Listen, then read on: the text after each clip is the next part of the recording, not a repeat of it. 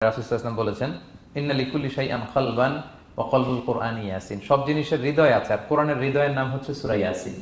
যে ব্যক্তি একবার সূরা ইয়াসিন পড়ে, সে 10 বার পুরো কোরআন পড়ার সওয়াব পেয়ে যাবে। এটা একটা ফাজিলত। আচ্ছা, আরেক ফাজিলতে আছে, রাসূল সাল্লাল্লাহু আলাইহি ওয়াসাল্লাম বলেছেন, ইকরাউ সূরাতা ইয়াসিন আলা মাউতাকুম। তোমাদের মুমূর্ষদের সামনে বসে সূরা ইয়াসিন পড়ো। মৃত্যু পথযাত্রী এখনই মারা যাবে, অসুস্থ হয়ে পড়ে আছে, তাদের যাতে কষ্ট কম হয়, লাঘব হয়, রাসূল সাল্লাল্লাহু আলাইহি ওয়াসাল্লাম বলেছেন সূরা ইয়াসিন তার সামনে বসে পড়ো। কেন? এটা আমি সামনে বলবো। এগুলো দাঈফ সনদের। হাসান পর্যায়ের একটা মাওকুফ হাদিস আছে, ইবনে আব্বাস রাদিয়াল্লাহু তাআলা আনহু বলতেন যে ব্যক্তি মান ক্বারা ইয়াসিন হিনা ইউসবিহু, সকালবেলা যদি কেউ সূরা ইয়াসিন পড়ে, তাহলে সারা দিনের সব কাজগুলো আল্লাহ তার জন্য সহজ করে দেয়।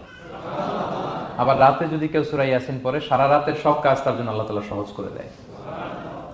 এবং ইবনু কাসির ওনার তাফসির মিন তাজরিবাতিহি, মানে তার এক্সপেরিয়েন্স থেকে, কোনো হাদিস দলিল না, ওনার অভিজ্ঞতা থেকে বলেছেন যে আমি যখনই কোনো বিপদে পড়েছি, সূরা ইয়াসিন তেলাওয়াত করার পর আল্লাহ তাআলা ওই কাজটা আমার জন্য সহজ করে দিয়েছে।